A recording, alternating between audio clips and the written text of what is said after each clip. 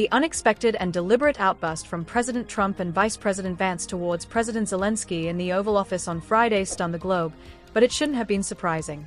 Just a day earlier, Prime Minister Keir Starmer had delivered an impressive performance with Trump, even though the actual outcomes of their meeting remain uncertain. Starmer chose to heed his foreign policy advisors, who understand how diplomacy works for a prime minister. Had he done the same with domestic policy, he could have avoided squandering his first 6 months in office. This may sound harsh, but it's accurate. In contrast, the meeting between Trump and Zelenskyy was a disaster. Zelenskyy appeared naive, lacking the preparation to effectively engage with the volatile Trump.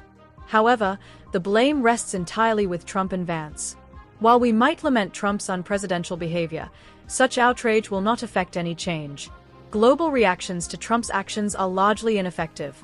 Trump, a powerful force, is worlds apart from the significant U.S. presidents of the past century, such as Woodrow Wilson, Franklin D. Roosevelt, John F. Kennedy, and Ronald Reagan. No president has had less grasp of history and liberty than Trump, and he shows no concern for it. The Free West now requires new leadership. The situation for Britain is clear.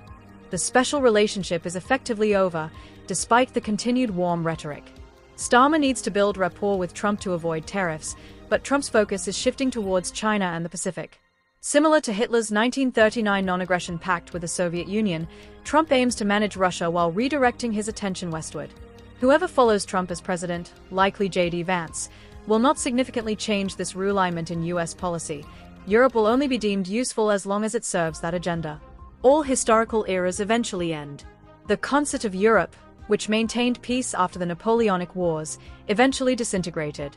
Now, the overly bureaucratic and anti-entrepreneurial European Union faces a similar fate. The future will belong to European leaders who recognize this and propose a new, more flexible union.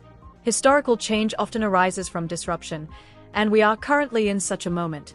Future leaders will emerge from figures like Jean Monnet and Robert Schuman, who shaped the EU from the aftermath of World War II.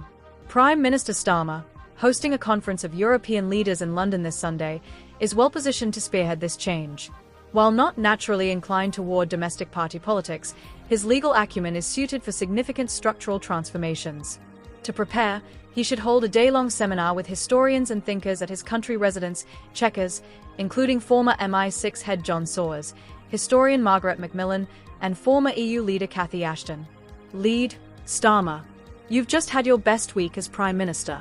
Let this be just the beginning, and strive for something remarkable for Britain, Europe, and global peace. The opportunity is there for the taking.